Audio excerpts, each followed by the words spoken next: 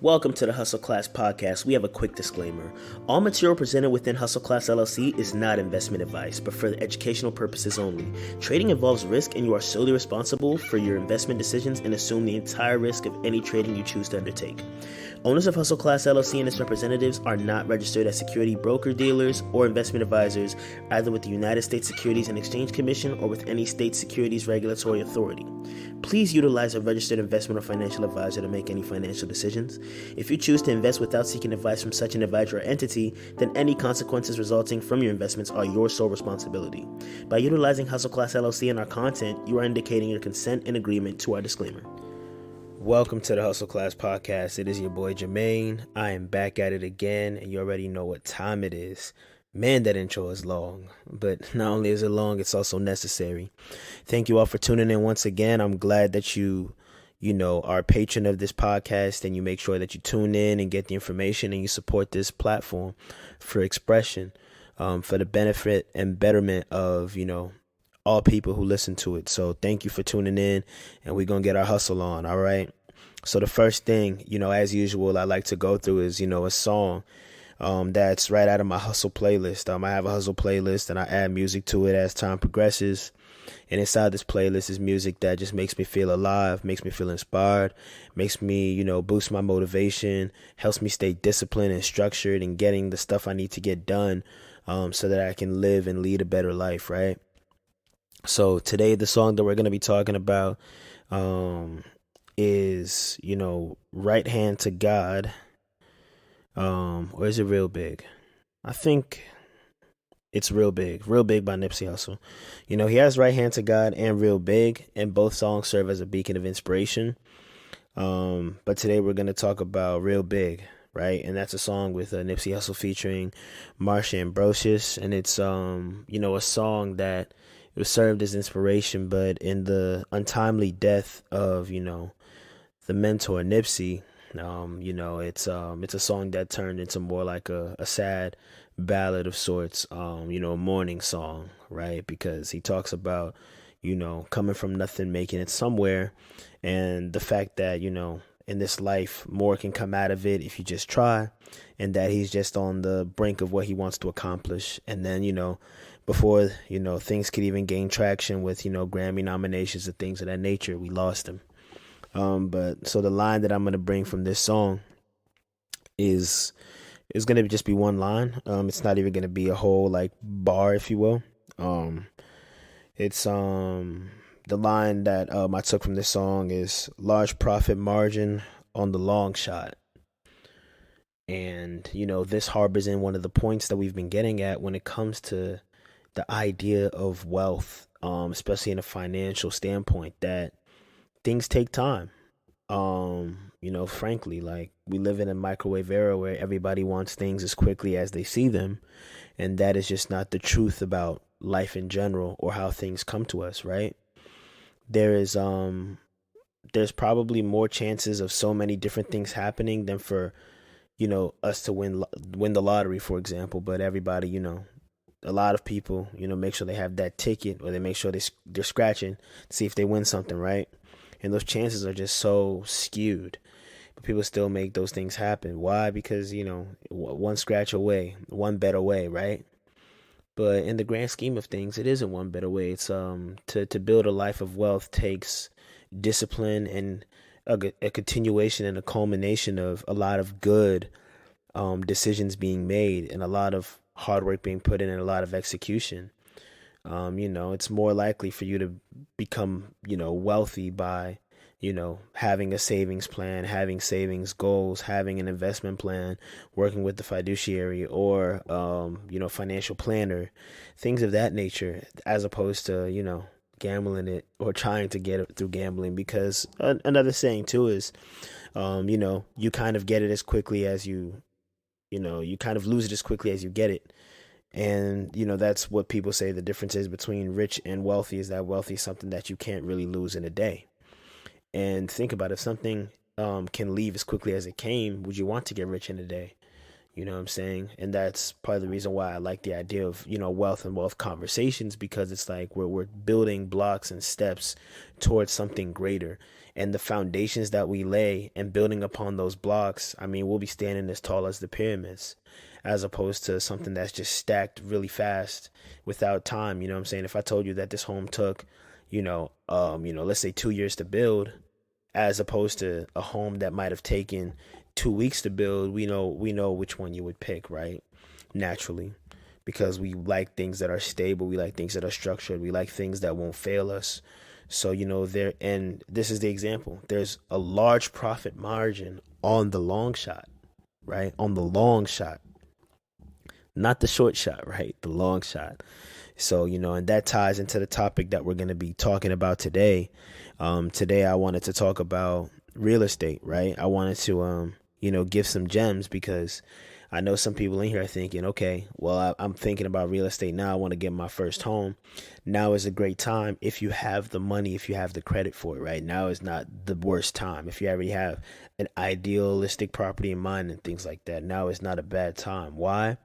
Interest rates are low. Interest rates are updated pretty much every day, but right now they're remarkably low and they're staying there. There's no telling how long it will stay there, right? But the goal about interest rates and getting low ones is because you'll end up paying less over the life of your loan with a lower interest rate. This is what a lot of people don't realize. When you see something like 2% interest, 4% interest, 5% interest, over the course of time, since that interest value is calculated pretty much every month or on like a consistent basis, year over year, at the end of the life of your loan, you're going to end up paying way more than 4%, right? If I have a $300,000 home, right, and let's say for a lack of, for the sake of simplicity, let's say I have a $300,000 home and I take, and it's a 10% interest on my loan, right, for me to use that 300,000. At the end of my loan, I'm not going to be paying 330,000. No, that extra 30,000 in value is going to be calculated on a yearly basis as I progress. So after year one, for me to pay off my loan, I would have to pay back 330,000, and then after year two, and then it stacks up, right? So if I have a 30-year mortgage, by the time 30 years is up, I've basically paid, simplistically, this is not an accurate number, because if you want to get really accurate, it's going to be actually more. But let's say, for a lack of, a calculator right now, if I multiply that $30,000, right, which is 10% of 300,000 times 30, that would be the amount of interest that I would pay besides the actual principal, which is the 300,000 that I took out, right? So you're talking about somebody paying $1.2 million for a $300,000 property. It's a really wild number, right? And you're not going to hopefully get a home with an interest rate of 10% or on the mortgage, right? But this is just a simple way for me to kind of explain how interest works, right? So a home that that I've been looking at recently, since the interest rates are at, like, let's say 3% right now, right? 2.5 to 3%, that home, right, after 30 years, let's say the home is worth $200K, right? I would end up paying over the life of my loan, maybe, we'll say $400K, just double the price of the home. But that means that, I paid $200,000 for the home itself, and then I paid $200,000 extra for the actual loan interest that I, have to pay back because the bank loaned me money I didn't have. So we want to make sure that, we're trying to buy homes in low interest markets if it is our desire to be a homeowner. It's just better off for you in paying it off in the long term. And so that's the idea behind, why a lot of people are buying homes at this present moment, and why a lot of people are thinking of getting homes at this present moment. And if you want to know about cool ways to take an investment approach to getting your first property or your first home, you could definitely listen to the last podcast episode where I go over like house hacking and, the identity or the, I guess, structure of buying a property, living in one of the rooms or pieces of the property if it is a multi-unit family property, and then renting out the other ones to be able to cover your mortgage, and then rinsing and repeating that process in order for you to gain traction and gain properties. So that's what I talked about in the last episode. So the first thing that you want to make sure you have intact when it actually comes to you, okay, I'm comfortable to now get a home in this market. I'm thinking about it. I'm really interested in it. Is to make sure your credit is good, right? Because like I said, the interest rate that I'm talking about right now is it's one based on the rates, right? That the government is handing out. Cool. But the government hands out those rates at a sort of range, or they have a certain rate, but you can only get that rate if you're in a certain credit bracket. If you don't have the right credit, you cannot, credit is a form of trust. It lets lenders know that they can trust you with the money that they're giving you. If there's not a high level of trust for them to feel more comfortable giving you the loan or more secure in the loan, they have to increase the interest rate that they're going to give you on that loan, because you're more risky than somebody else with a better credit score. So you have to make sure that your credit is good, and you have to establish good credit history. One of these days, I'm definitely going to get into the credit bag and give a little bit of conversation about that. But that's the first thing that you kind of need to consider when it's time for you to get a home. Like, what is my credit score? Because that's what's going to give you that rate that we're talking about that is, so desired. Right. And, generally, when your lender is looking at your credit report, they're going to get it from usually a couple of different places. They might use Experian and TransUnion and Equifax, to get a FICO score or a sort of score that comes out, which has, your credit information, or basically the score value that's based on their criteria, right? A lot of times it's difficult to figure out what triggers your credit. Could it be the credit cards? Could it be a loan I took out? Things like that. So but they'll basically inquire or make credit inquiries about what your credit is from multiple sources, and kind of take an average to determine what your average credit is for the loan that you want from them, to see what kind of interest rate they can give you, and what kind of, let's say you need and if you don't have a certain amount down for the home as well, you'll need mortgage insurance. So then you'll also have to pay for that as well. But I'll break down actually all the different types of charges and things that can come into the cost of a home in another episode. I'm gonna try to give you guys all the game I can give you in this bucket. So, we're gonna keep it pushing. Right. But yeah, so they're going to look at the credit score. So they're going to run your credit, right? It's going to be a hard run. So one thing that I actually have thought about in terms of running credit is, okay, if they're going to run your credit and you're getting a loan, right, from a mortgage officer, right, or loan officer, one thing that you might want to do is have, let's say, 2 or 3 mortgage officers you want to, make an inquiry about to get pre-approved, right, for your loan. And then you can actually let them run your thing, right? Run your credit. And because all 3 of them are running it around the same time frame, it's not looked at as crazy as if they were all running it, let's say, 1 month after the other, because then that would be a lot of credit running over the course of time. Whereas all of them grouped as mortgage credit runs within the same week or the same, days, if you will, it's not going to be as threatening from a credit score perspective when it comes to, a hard inquiry affecting your credit, right? But like I said, you want to make sure that your credit is intact before you try to get pre-approved for the loan, because that pre-approval is going to give you an outline of what your interest rate will probably be, what the costs associated with what you're asking the bank for are going to be, and all that type of stuff, right? Good. So, and also before you even get to the actual asking for the loan, right? Or for the loan from the mortgage officers or loan officers, one thing that you're also going to want to consider is the fact that, I know that there's 3 major types of loans that there are. There are conventional loans, there's FHA loans, and then there are VA loans, right? And VA loans is military based. So if anybody's in the military, they have a loan, which is the VA loan, that's beneficial to you, because what happens is you can actually take a mortgage on a home with no money down because of your military status, right? Great. So you don't have to, this part you can kind of skip over, right? At the same time, you don't want to be house rich and cash poor, because, if anything happens with the home, you want to have the funds to be able to do things with the home. But the reason why I say, you can close your ears to this part, military people, is because other people who do not qualify for the VA loan are going to need some money down on the home, right? You need to have money for a down payment, and you need to have money for closing costs and prepaids and other fees. Right. So with that being said, just because your credit score is looking good, that doesn't mean you can automatically just run to the loan officers right away. You also need to know, like I said, what kind of home you're kind of looking for one, how much that's going to cost, and how much your down payment is probably going to be.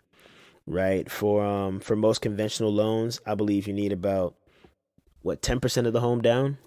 And then I know for a fact for the FHA, you need about 3.5% down, or let's say 3% down for the home. So if your home is worth $300,000, 3% of that, if I'm not mistaken, is around 9 grand. So you'll need 9 grand at least. If you have a $300,000 home, you need 9 grand at closing, and that's going to be your down payment. Now you also have like closing costs, right? Cost of actually closing on the property, which don't include your down payment. And then you also have other fees and prepaids associated with closing as well. So there's like a lot of different fees that you'll end up having to pay as a result of getting the home. So if I was, a betting man, and I would say, okay, I'm getting a home, what do I kind of need to have ready for the home if I'm getting, if I don't want to put too much money up for it, I want to get a nice little mortgage on this home. Maybe I'm going to get a VA loan or a conventional loan and ask them to bring the percentage down a little bit, right? Let's talk the simplest terms, the cheapest terms, right? For those who have to pay a down payment.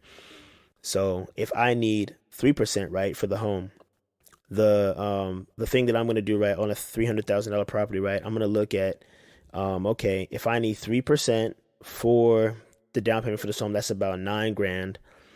I'm going to multiply that 9 by 3. So I'm going to try to have about 9% ready for the home, for, actually purchasing the home, right? And that's just because who knows what might come into play when it comes to the prepaids and the other closing costs associated with the home. Who knows if I may have to have a little more cash available for the home because I'm bidding with other people for the home. Maybe, you didn't listen to the last episode and you heard me talk about, actually finding like deals and finding people who are looking to move out of their properties and, trying to get those people's homes, right? Because they could probably give you a discount if they're just looking to have an easy process without a lot of back and forth with different buyers. So, that's something to think about though. So I would say that a good approach is to really have that money handy, because if you want this home and you really want to get it, you want to make sure that you have the cash available. So if you are approved for the loan, which is going to cover the bulk of the cost of your house, you will still have money for that down payment and you'll have money for the other extra costs that might be associated with it. You could try to just double it and have 6% total available so that you can put the 3% down for your down payment and have the other 3% for the potential cost that might come up. But for safekeeping, 9% is going to be your best bet, right? So that means if I was to get that $300,000 home, I would probably need to have close to or around $27,000 liquid for me to be able to feel the most comfortable about acquiring that purchase with no hiccups, because my credit score is good. We've already addressed that. I'm about to get this loan and I know I have the cash associated with what the bank isn't going to give me and what they're going to need me to provide myself. I know for a fact I'll have it, right? And I know for a fact I've probably overshot the price of the extra fees and the prepaids and the closing stuff. And so, you have everything intact and now you're pretty much good to go. So you need to make sure you have that saving and budgeting plan in place so you can have about 9% for this process. 10% is golden, but about 9% if you're going the lowest route, which is the FHA. But if you have to get a conventional loan and you have to put more money down for the home for that loan, what I'm saying? It might be a whole nother story, right? So yeah. And, one might ask, what's the big difference between the conventional and the FHA? One of the most differences is one of them is going to require you to put more money down on the home, but it's going to give you a slightly better interest rate, right? Because you're more trusted because you've actually shown up with cash to buy the home. Whereas the other one, which is the FHA, is going to be like, okay, you had to get a greater loan, so your interest rate might reflect that, right? Because they have to give you more money than the person who's coming with more money in hand, basically. So that's another way to understand it. I know that this is kind of dragging along. You guys are taking some notes. It's a lot of information, but I feel like this is very helpful for a lot of people who are looking to, you know, get their homes. And I think I'll do this in two parts. I might do another one next week. And so, stay tuned for that. And now we're gonna get to the pre-qualification for the mortgage, right? So, like I said, for the mortgage, what you're gonna have to do is you're gonna have to get pre-qualified, right? Which means the loan officers are going to show you basically how much you can afford on the home based on where you stand financially, right? Taking into account your income, not how much you actually like save. That's not the first thing, right? Your income, gross income. They're going to look at that. They're going to look at your debt, and then they're going to look at your savings, right? And then they might consider other factors. For all you know, you have some great investments that you can pull from to make liquid, or they put you in better standing with the idea of the bank giving you money because they know that you manage money well. You have investments, a good amount of investments. They feel like, oh, they can trust you. They can give you a great interest rate, or they can make this loan happen for you, right? So you're going to want to reach out to a loan officer. A lot of people have loan officers. I have a friend who I know is a loan officer. So there's a lot of people who can help you with this process. And another thing to always do is to definitely talk to people that are close to you that own homes in the area and who worked with them to help them get their homes. But you can also use the internet. It's a really great place. You can look at you look on Google reviews and see what reviews people have of different places and things of that nature to figure out how you can get your mortgage. But pre-qualification is going to be them kind of just like, it's like a draft. They're going to kind of look at everything and kind of give you a ballpark. And then once you decide that, okay, you actually want to like go with them, right? Then they're going to really get into the nitty gritty of, what they can actually provide for you.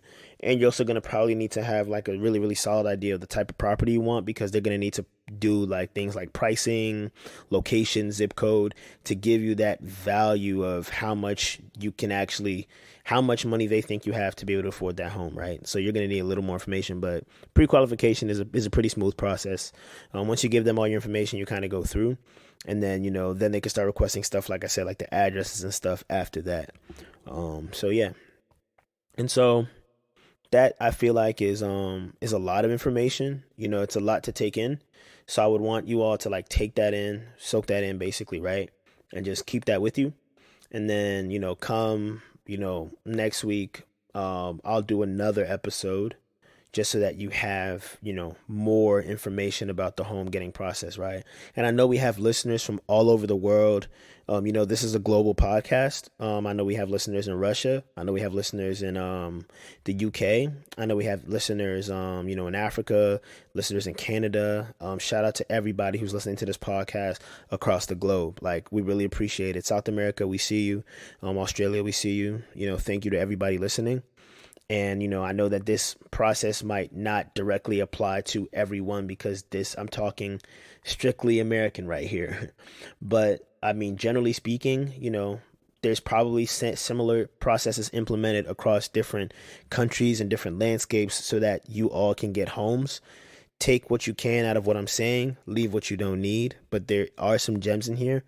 Whatever the case may be, if it's about budgeting for a home or if it's about making sure that you have good credit or whatever the case may be for what you need to get your home, making sure that you're prepared to engage in that and taking advantage of opportunities when the home buying process is more favorable for you and is easier for you. Because one thing I'll say about the interest rates and how low they are right now is that based on the average inflation rate year over year, you getting a home now with the current interest rate is going to beat inflation. Basically, as the dollar gets cheaper and cheaper, you kind of locked in the price for a home at a lower rate. So your home is basically probably going to appreciate at a value greater than inflation, right? And things of that nature. So based on, because it's all about entry. It's all about the price you bought your home at. You know what I'm saying? It's a great home, but if I buy the great home at a wrong price, it's a bad purchase. So think about that. Yeah, but I've done a lot of real estate talk. I'm going to leave it for now. I'm going to continue the rest, the rest next week, like I said. But something about the market, right, that I want everybody to understand before I cut this off is that September is traditionally one of the worst months for stocks in terms of their performance. What does that mean for investors? That means September is the month of the year where you can probably find your entries in your gold mines in the positions you've been thinking about all year. Stock market is going down. People are panicking. People are selling. September and October are the opportunities that we look for. When everybody was like, "What happened in March?" Man, if it happened again, I know exactly what I would buy, the price I would buy it at. Those opportunities might not come back for a while, but in the meantime, September has something called quad witching. Quad witching is basically when a lot of option contracts end and a lot of people's positions are closed, which means a lot of selling. If there's a lot of selling, market's going to come a little lower. But what do we know? November, December, January is usually a rally time frame because we're heading into the Christmas seasons where a lot of people are being consumers and buying things and spending money, and a lot of these companies are going to have a lot of success. So do not panic. Do not be afraid. The market has cycles of up and down, and September is down. So what do you think is next? My point exactly. Thank you all for tuning in. I love y'all. I appreciate all the support continuously, like I said, from around the world, especially here in the U.S., here at home. And I wish you all the best. Any questions can be emailed to hustleclass@gmail.com. Thank you all so much, and I appreciate everything. Have a good one.